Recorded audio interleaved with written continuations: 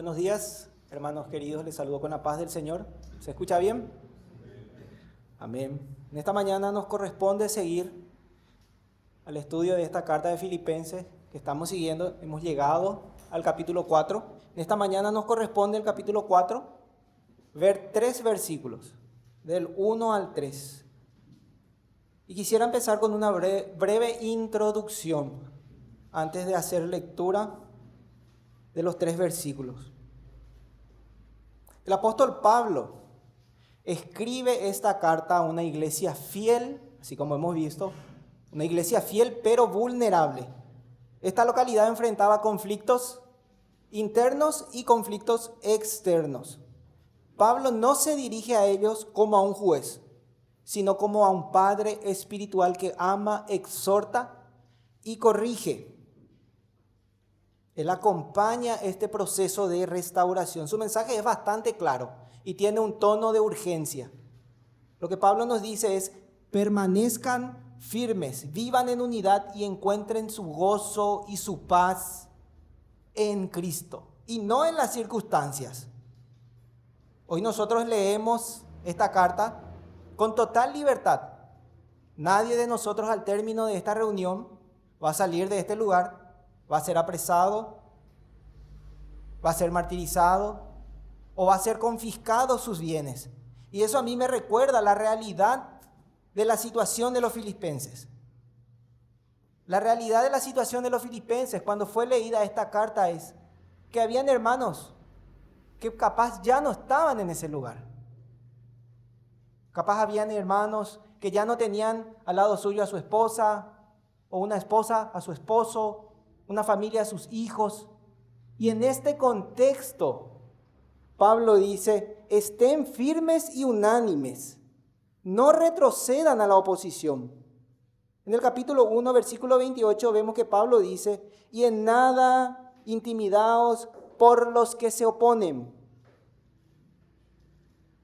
Pablo hacía este llamado a estar firmes y unánimes, dice. Y esta carta nos llama a despertar, a permanecer, a reconciliarnos y a vivir una vida anclada pensando en nuestra ciudadanía celestial. En esta mañana, mis hermanos queridos, le invito a abrir sus Biblias en Filipenses capítulo 4, del verso 1 al 3. Vamos a hacer lectura. Si me pueden acompañar. Capítulo 4, verso 1 al 3. Y dice así: así que, hermanos míos amados y deseados, gozo y corona mía, estad así firmes en el Señor, amados. Ruego a Evodia y a Síntique que sean de un mismo sentir en el Señor. Asimismo, te ruego también a ti, compañero fiel, que ayudes a estas que combatieron juntamente conmigo en el Evangelio, con Clemente también y los demás colaboradores míos cuyos nombres están en el libro de la vida. Primeramente vemos en este verso esta palabra que dice, que Pablo inicia y dice: así que.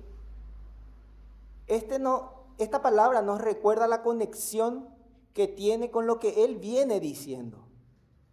Lo que él está tratando de decirnos es que no solo recordemos lo que se viene diciendo, sino que entendamos aquello que ya se había hablado, ya sea desde el capítulo 1 en adelante, o bien lo que hemos estudiado el domingo pasado, la prédica del hermano Tomás.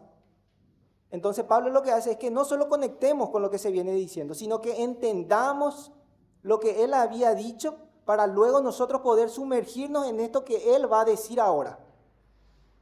Y para recordar un poco lo que habíamos tocado, lo que había tocado el hermano Tomás, recordamos que habían enemigos de la cruz de Cristo. Estos eran los judaizantes. Pablo los llama en el capítulo 3, versículo 2, perros, malos obreros, mutiladores del cuerpo. Estos querían añadir algo más a esa salvación que fue provista por Cristo en la cruz del Calvario. Querían añadir obras. Estaba en este otro grupo también, que le restaban poder a la cruz de Cristo. Ellos decían ser salvos por el Señor Jesucristo, pero aún seguían viviendo en pecado. Ellos eran como esos actores en el escenario que proclamaban a viva voz haber sido salvados, regenerados por Cristo, pero detrás del telón ellos seguían esclavos del pecado, encadenados a sus pasiones, así como bien se había mencionado en un comentario de F.F. Bruce, dice que estos son los libertinos, los sensuales, que le restan poder a la cruz de Cristo. Y nosotros, hemos visto en esa carta también, que nosotros debemos de imitar a aquellos que son dignos de ser imitados, aquellos que aman la cruz de Cristo y rechazar, apartarnos de aquellos enemigos que son de la cruz de Cristo del Señor. Y mirar en lo celestial, mirar de dónde radica nuestra ciudadanía, de donde el Señor regresará a buscarnos y cambiará también nuestros cuerpos a un cuerpo de gloria. Nosotros debemos de entender eso para luego poder sumergirnos en lo que Pablo va a decir. Entonces, él va a decir: hermanos míos, amados, deseados, gozo y corona mía, estad así firmes en el Señor amado. Pablo se dirige a ellos de una forma muy amorosa. Eso es lo que primeramente resalta la carta. Y lo hace de esa manera, esta exhortación, porque su exhortación no nace de la frustración.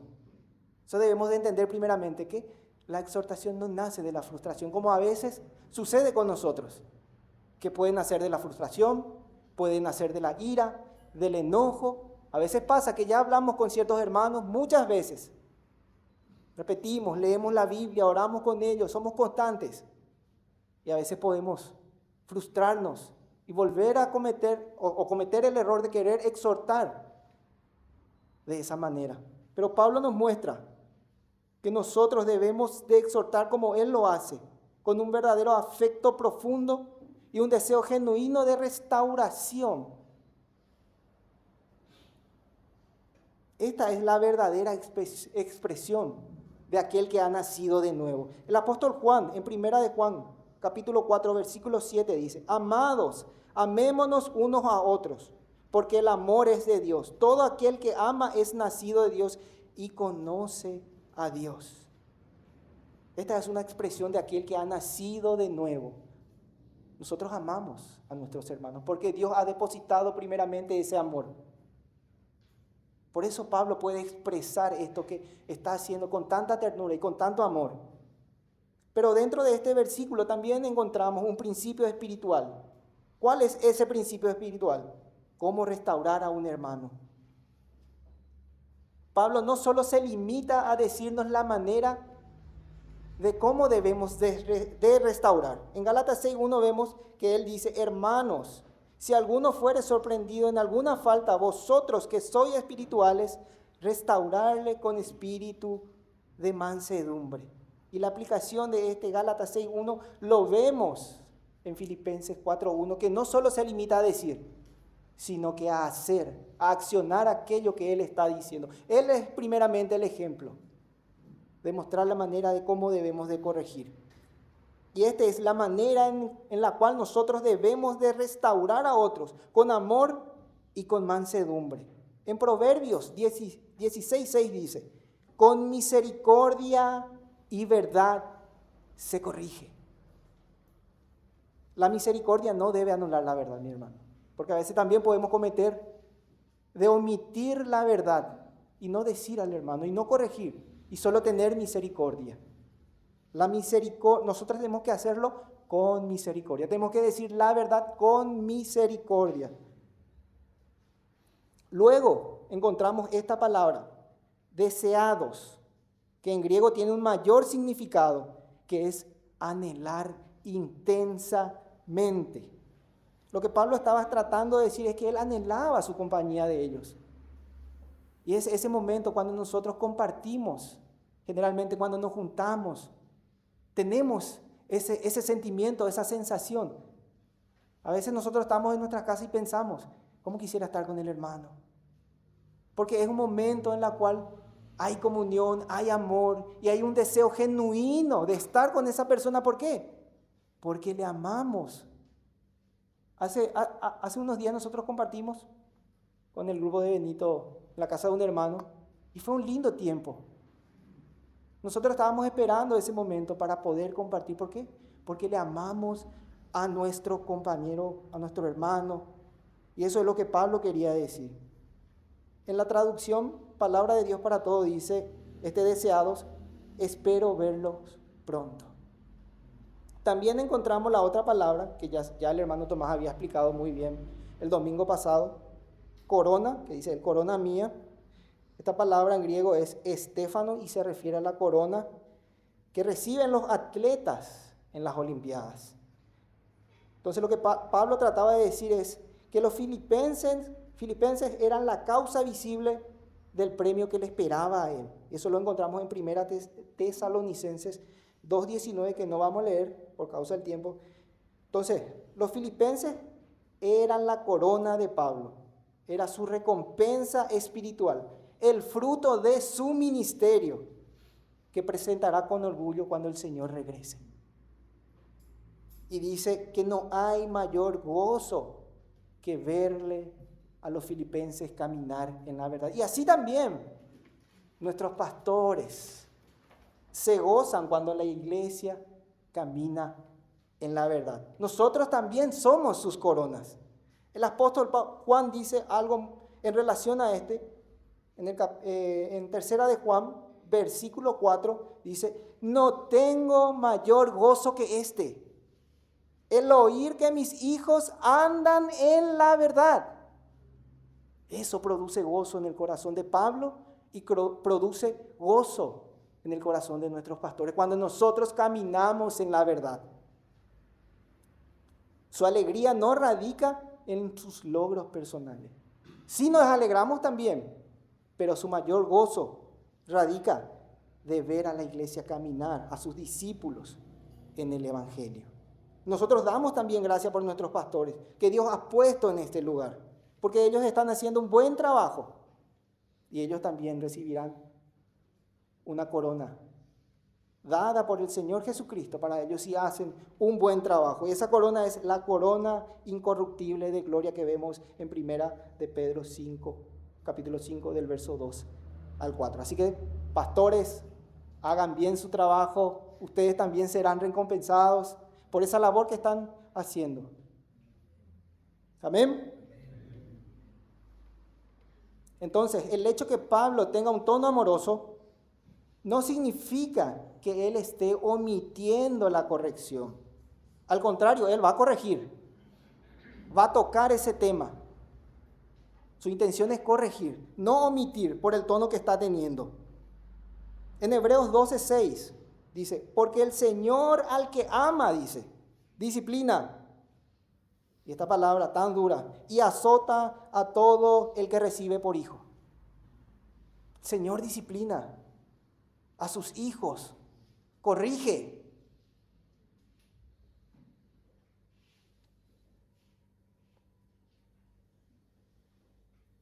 A través de la disciplina nosotros también expresamos el amor. Por eso corregimos. Por eso corregimos también a nuestros hijos. Porque le amamos, pero lo hacemos en amor. Así como Pablo nos muestra en esta carta. Debemos de corregir en nuestras casas y dentro del marco de la iglesia también tiene que haber disciplina. Tiene que ser aplicada a eso. Pero si no aplicamos la disciplina o la corrección, dice la palabra en Proverbios 13:24, que el que detiene el castigo, ¿qué dice? Aborrece a su hijo. Entonces la disciplina es una expresión de amor porque queremos lo mejor para nuestros hijos. Queremos que vaya caminando en la verdad del Evangelio. Y así también la iglesia. Hay disciplina y tiene que haber disciplina para que podamos caminar en la verdad del Evangelio y no desviarnos, porque tendemos a desviarnos. Entonces, necesariamente tiene que haber disciplina dentro de nuestras casas y dentro de la iglesia. Y luego dice, este mismo verso dice, mas el que lo ama, desde temprano lo corrige. Entonces, omitir el castigo es falta de amor, no una expresión de amor como nosotros a veces tenemos esa falsa sensación de que cuando nos corregimos, sí amamos. Pero la Biblia dice totalmente otra cosa. Nosotros tenemos que aferrarnos a lo que el Señor dice en su palabra. Entonces lo que vemos es que hay que corregir desde temprano. El amor actúa con prontitud para corregir antes que se empiece a echar raíces en la tierra. Porque cuando empieza esa planta a echar raíces, empieza a crecer, el trabajo de quitar se dificulta. ¿Quién no tiene algún árbol en su casa que ya afecta la estructura de su casa? Empieza a levantar. ¿Qué hace un árbol que empieza a crecer, echar raíces? Que empieza a afectar. La estructura de la casa se empieza a quebrar, los pisos se empiezan a levantar. Y así es cuando no hay disciplina en nuestra casa. Así es cuando no hay disciplina dentro de la iglesia, empieza a destructurar, a quebrar, a romper.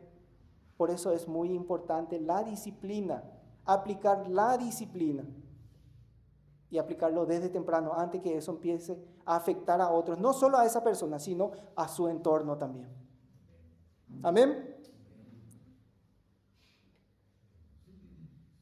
A continuación de esto que estamos diciendo, Pablo dice, estad así firmes en el Señor.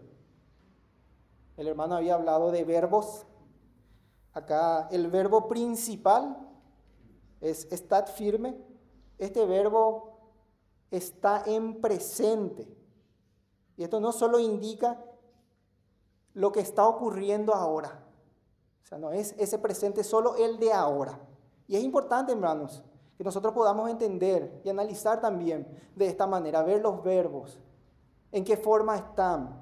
Y en este caso, este verbo nos indica que es una acción continua a lo largo del tiempo, una acción sostenida que nosotros debemos de tener y mantener a lo largo del tiempo. No se trata de solo estar firmes ahora, sino que sostener esa firmeza a lo largo que queda de nuestras vidas sobre esta tierra. Y estar firmes, dice, pero en el Señor. No se trata de hacerlo solo una vez. Este verbo, que es esteko en griego, que significa así como vimos, estar firme, permanecer de pie, mantenerse constante, es muy importante que lo analicemos y lo veamos de esta manera, porque también está en forma imperativa y está en voz activa. El imperativo a mí me indica que es un mandamiento, es una orden. Esto no es una opinión que viene de Pablo ni una sugerencia, sino que es un mandamiento directo o una exhortación que viene de Pablo a que nosotros permanezcamos firmes en el Señor. En griego la voz activa nos indica que el sujeto debe realizar la acción. Esto es algo que no va a ocurrir pasivamente, mi hermano, en tu vida. Eso es lo que Pablo nos está queriendo decir. No es algo que va a ocurrir pasivamente, ni algo que otro lo va a hacer por ti. Esto es una postura voluntaria, constante y concisa, el de mantenernos firmes en el Señor. Es nuestra responsabilidad lo que Pablo está diciendo, el de mantenernos firmes en el Señor. Es una decisión constante de todos los días, no solo hoy, no solo a veces, no solo cuando venimos a adorar, a juntarnos. Ese debe ser un estilo de vida del creyente, de nosotros. De esa manera nosotros debemos de vivir, de firmezas en el Señor. Entonces podemos ilustrarlo de esta manera. ¿Alguien conoce el árbol más grande o más alto de este mundo? Creo que sí, ¿verdad? Este sería la secoya roja. Este árbol está ubicado en el Parque Nacional de Estados Unidos. Su altura es de 115 metros con 85 centímetros de alto. Imagínense lo alto que es. Altísimo. Me imagino, ¿verdad? Un rascacielos sería. Dice que su diámetro es de 4 metros con 84 centímetros. Imagínense el diámetro que tiene ese árbol. Dice que su edad estimada es de 600 a 800 años. Bastante tiempo ya tiene. Es un árbol bastante imponente, ¿verdad? Imagínense ver a ese árbol. Pero ese árbol nosotros vemos y vemos lo exterior de ese árbol. Vemos el tronco, así como dijimos, su altura. Pero hay algo muy importante detrás de todo eso que nosotros vemos, que es su raíz. ¿Y la raíz en dónde está? Porque la raíz es de donde radica lo que nosotros no podemos ver, que es el sustento que le da para poder estar firme ese árbol. Él se alimenta de los nutrientes que recibe de la tierra y así también nosotros exteriormente podemos parecer que estamos firmes. Pero si nuestra raíz no está en ese suelo que representa a Cristo, de quien nosotros recibimos todo el alimento para que nuestra firmeza radique de ahí, no va a servir de nada. Nosotros vamos a caer. Si ese árbol no tiene raíz, ¿qué le va a pasar? Va a caer, inevitablemente va a caer. Entonces la firmeza no depende de lo fuerte que nosotros parezcamos, sino de lo profundo que nosotros estemos conectados con Cristo. De ahí va a radicar nuestra firmeza. Porque podemos también tener la equivocación de afirmarnos en nosotros mismos, en nuestros conocimientos, en nuestras fuerzas, en nuestro nombre, en lo que poseemos, pero no es de ahí donde tiene que radicar nuestra firmeza, sino en la conexión con Cristo, en su evangelio y en lo que Él hizo por nosotros. Entonces la pregunta para hoy es, ¿en dónde está puesta tus raíces? ¿De dónde radica tu firmeza? ¿Es en Cristo? ¿Es en tu persona? Y Pablo dice que estemos firmes en el Señor. Es de ahí de donde radica nuestra firmeza. Amén. Vamos a pasar al verso 2 y al verso 3. Dice, ruego a Evodia y a Síntique que sean de un mismo sentir en el Señor. Asimismo te ruego también a ti, compañero fiel, que ayudes a estas que combatieron juntamente conmigo en el Evangelio, con Clemente también y los demás colaboradores míos cuyos nombres están en el libro de la vida. Debemos recordar algo muy importante en esta carta, que esta carta iba a ser leída públicamente en la asamblea de la iglesia. Y en la carta vemos también que públicamente vienen los nombres de estas dos hermanas. Estas dos hermanas que evidentemente vemos en la carta que había un problema, capaz una de las hermanas ya se sentaba a este lado, como así que es la hermana Sara. Vamos a poner un ejemplo. Bueno, vamos a decir que estas hermanas ya había un problema. Una ya se sentaba a este lado, la hermana Sara, y vemos ya en el fondo a la hermana Vicky, vamos a decir. No es que haya un problema, ¿verdad? Pero vamos a decir, ¿verdad? Evidentemente, la posición en donde se sentaba ya evidenciaba algo. Había una situación en la cual ellas no querían encontrarse, no querían verse. Y inevitablemente en algún momento también pasa que estas dos hermanas se van a encontrar en medio del saludo. Imagínense qué situación más tensa, ¿verdad? ¿Ocurre o no ocurre acá eso? No, nuestro pastor dice que no, bueno que no entonces. Pero es algo que sucede, ¿verdad? Es algo que pasa. Imagínense esto, ¿verdad? Que haya esa situación y que la carta que fue traída por Epafrodito se empieza a leer y llegue al capítulo 4 y públicamente dice, ruego a Evodia, ruego a Síntique que sean de un mismo sentir. Públicamente. Increíble, ¿verdad?, lo que hizo el hermano Pablo. Pero hay que entender también algo muy importante. Que Pablo no la reprende con dureza, sino que primeramente apela al ruego. Ruego, dice. Él tenía la total autoridad de mandar. ¿Pero qué hizo?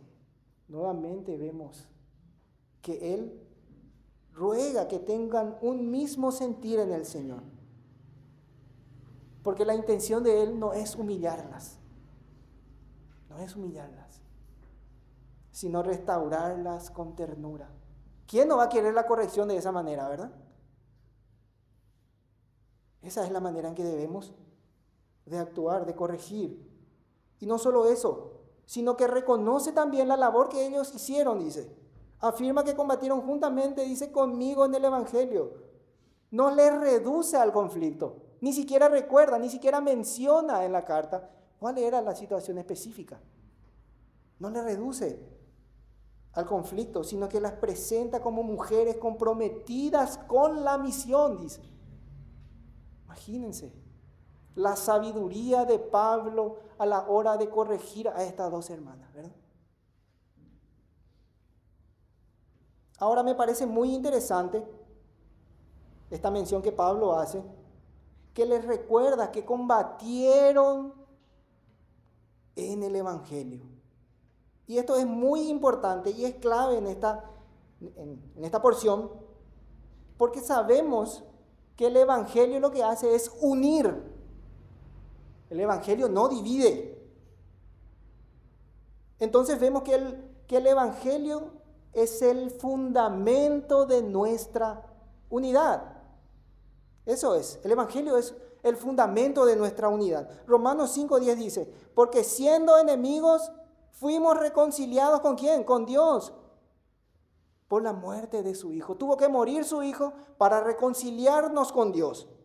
Y si Dios pudo reconciliar al hombre pecador consigo mismo, ¿cómo es que la iglesia puede seguir viviendo en división? ¿Cómo es posible, mi hermano querido, que la iglesia siga teniendo esta actitud de falta de unidad en la iglesia? Si Cristo murió en la cruz por nosotros. Cristo murió para poder reconciliarnos con Dios. Eso Él hizo. Y la cruz de Cristo no solo reconcilia al hombre con Dios, sino que también reconcilia al hombre con el hombre por medio de lo que Cristo hizo en esa cruz. Efesios 2:14 y 16. Les voy a leer en esta versión. Palabra de Dios para todos. Si quieren abrir su Biblia, seguramente la mayoría tienen Reina Valera. Dice, Cristo nos trajo la paz. Y es quien nos ha unido a todos en un solo pueblo. Dice el ejemplo de Pablo. Antes los judíos y los no judíos se odiaban y estaban divididos como si un muro los separara. Pero Cristo murió para derrumbar ese muro intermedio.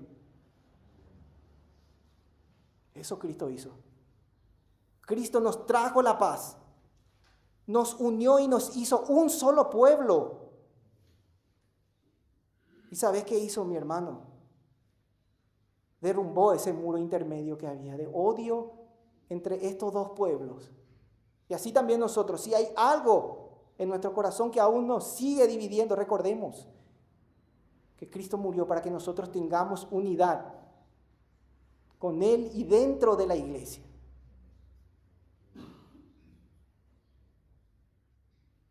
El 15 dice, la ley tenía muchos mandamientos y normas, pero Cristo acabó con esa ley para que los dos grupos se conviertan en un solo pueblo con Él. Así, Cristo hizo la paz. El 16, Cristo murió en la cruz y con su muerte terminó el odio entre los pueblos. Hizo que todos estuvieran en paz con Dios y que fueran un solo cuerpo.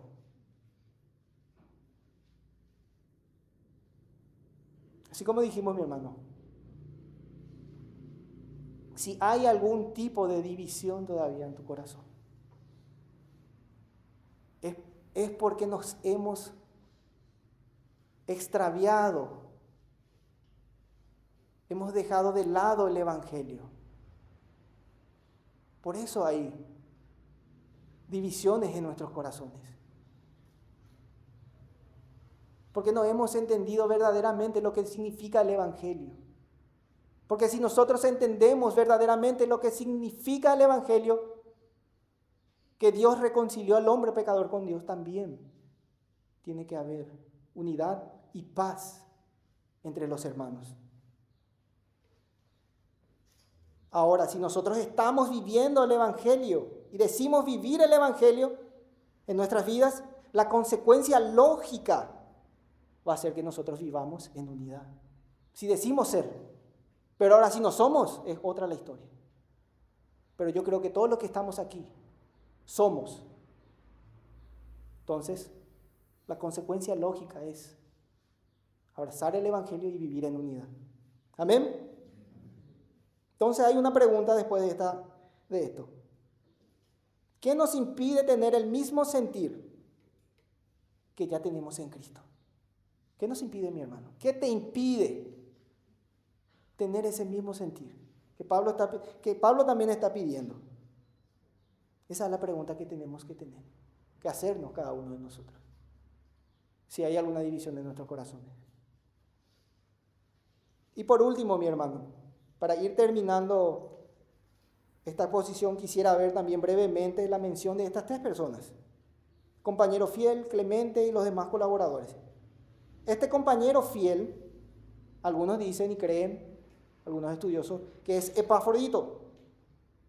Otros dicen, otros estudiosos, que este es como un nombre propio, o sea, que es la mención de una persona en específico, porque la palabra Sísigo, que es la traducción de compañero fiel, es un nombre propio también. Eso es lo que estamos viendo, ¿verdad? Pero acá resalta algo muy importante Pablo, y dice acerca de esta persona, que puede ser un nombre propio, o puede ser Epafrodito, o puede ser otra persona, una mención dentro de la iglesia, que es fiel. Se dirige a una persona fiel dentro de la iglesia para ayudar a traer esa unidad. ¿Cuántos de nosotros somos fieles? ¿Estamos siempre dispuestos a trabajar, a estar al servicio del Señor? ¿O somos de aquellos que un día sí, un día no? Esta mención es de una persona fiel, dice. Si nosotros queremos ser parte, queremos trabajar, tenemos que ser fieles. Fieles al Señor, llenos del Espíritu Santo. Para que así como se menciona a esta persona también, nosotros podamos ser mencionados. Pero también están aquellos que no son mencionados. De esto dice Pablo, que también están inscritos en el libro de la vida. Quiere decir que no son tampoco menos importantes esas labores que estas personas están haciendo dentro de la iglesia. El martes pasado estuvimos orando por los ministerios. Esa silla que está ahí es por un motivo, porque alguien está detrás de esa labor. Imagínense, tiene que ser esa persona una persona fiel para realizar ese trabajo. Porque imagínense, si nosotros venimos y las sillas no están, el lugar no está preparado. Necesitamos de hombres fieles que estén dispuestos a dar su vida por el Señor, a trabajar por el avance y el progreso del Evangelio. Hombres fieles. Después vemos mencionado a Clemente. Algunos estudiosos dicen, bueno, esto no está escrito en la Biblia, dicen posiblemente que era un futuro obispo de Roma. También vemos los demás colaboradores que incluyen a estas mujeres. Los demás colaboradores, como la mención de Bodia y Síntique, que dice que combatieron por el Evangelio. Entonces nosotros, mis hermanos queridos, debemos de ser como estos hombres, como este compañero fiel, como Clemente, pacificadores. Eso es. Pacificadores debemos de ser. Y no debemos de caer en el engaño de Satanás. Porque la división causa daño dentro de la iglesia y frena el avance del evangelio. Eso hace la división.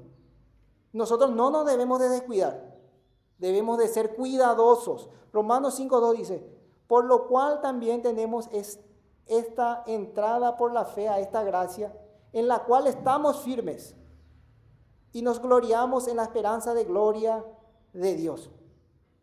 Nosotros debemos de mirar hacia el futuro, mi hermano. Un día estaremos con el Señor adorándolo eternamente. Todos juntos, mi hermano. No va a haber división. Todos juntos vamos a estar adorando a Dios en la eternidad, mi hermano. ¿Cómo puede haber todavía división en tu corazón? Dejémonos ya de la tontería, mi hermano querido. Dejemos de lado el disgusto, la molestia, el enojo, el odio. Dejemos de lado. Un día vamos a estar delante del Señor, adorándole. No miremos en el ahora. Miremos lo que nos espera. Miremos a Cristo que está en los cielos, de donde radica nuestra ciudadanía. Que no haya división en tu corazón. Y una última cosa también que quisiera resaltar para terminar. Que si nosotros fuéramos Evodia y Síntique, ¿cómo recibiríamos la exhortación? Si nosotros queremos ser como Cristo, tenemos que recibir la exhortación de los demás con amor también. No solo exhortar con amor, sino que también nosotros podamos recibir la exhortación que viene del hermano, tomarlo de la mejor manera. Porque entendemos que nuestra batalla y nuestra lucha es contra Satanás, no entre nosotros. Nuestra meta es el avance y el establecimiento del reino de Dios aquí en la tierra. Para eso tenemos que estar unidos. Y el Señor, mis hermanos queridos, nos conceda humildad, que todos necesitamos. Necesitamos humildad y disposición, mis hermanos queridos, para que también nosotros podamos ser corregidos y dejar de lado el orgullo, porque eso es lo que impide que seamos corregidos. Nuestro orgullo, yo no me merezco que me corrijan, no, yo estoy haciendo bien este trabajo. Tenemos que tener esta actitud que Cristo tuvo también, para poder exhortar y para poder recibir la exhortación también. Amén. Señor y amado Padre, te damos gracias, Señor, en esta mañana por tu palabra. Te agradecemos, Señor, porque tú eres fiel, Señor. Te agradecemos por lo que tú, Señor, has puesto en mi corazón para cada uno de nosotros. Te pido que pueda ser de edificación, Señor, para cada uno en esta mañana, Señor. En el nombre de Jesús. Amén.